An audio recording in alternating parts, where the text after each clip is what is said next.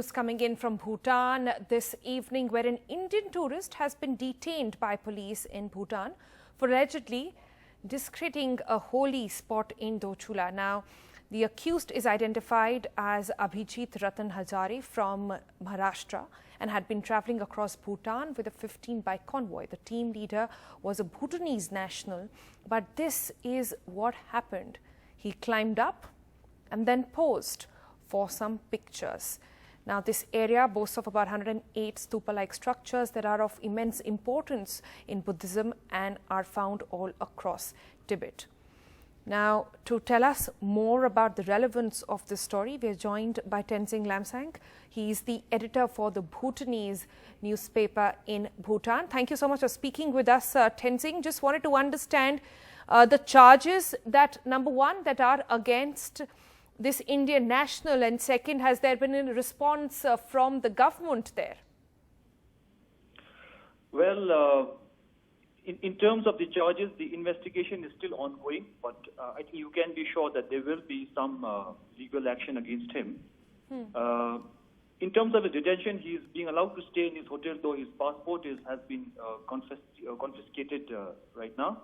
In terms of the significance of the Choten or the Stupa, as it is called in English, it represents the mind and spirit of Buddha and the presence of Buddha, and it is a very sacred religious as well as in some ways the cultural of cultural importance in Bhutan.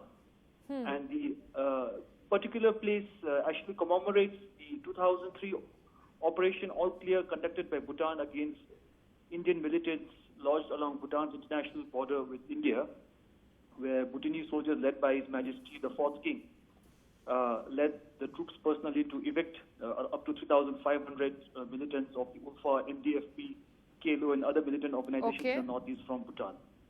So this has caused a lot of shock in Bhutan in terms of the conduct of the particular tourist.